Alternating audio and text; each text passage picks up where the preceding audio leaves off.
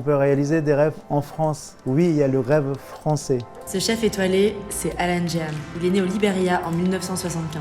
Sa famille est libanaise. Il a 5 ans quand il fait le coup d'État. Et il arrive dans un autre pays en guerre, le Liban. J'ai grandi entre le bombardement et entre le bruit des casseroles de ma mère qui est tout le temps en train de cuisiner dans sa cuisine. L'enfance d'Alan Jam, c'est le travail à la dure dans l'épicerie de son père. Mais c'est aussi les heures passées dans la cuisine de sa mère. C'est à la télévision qu'il se découvre une passion et surtout un rêve. Le peu de temps qu'il y avait d'excité, du coup, on avait toujours un télé.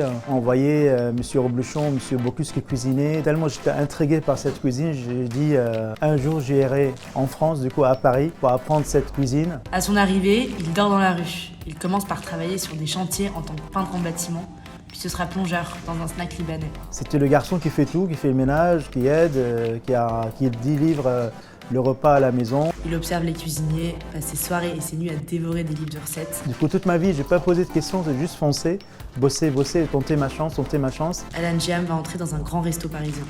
Et puis un jour, il finit par se lancer. Le plus difficile, c'est acheter le premier restaurant. J'étais endetté à la banque, au maraîcher, au boucher. Tout le monde m'a prêté un peu de sous pour ramener l'apport pour la banque. Et puis, un beau jour de février 2018, J'ai reçu un appel, j'ai répondu.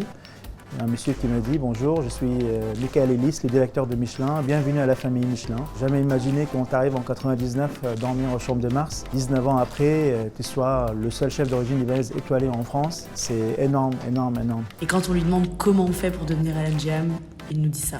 On peut rêver, mais il faut être très patient et surtout ne jamais abandonner et jamais baisser les bras. Quand il est né quelqu'un comme moi, en Libéria, avec un coup d'État ou au Liban, avec la guerre civile, on dit mais on a la chance d'être ici.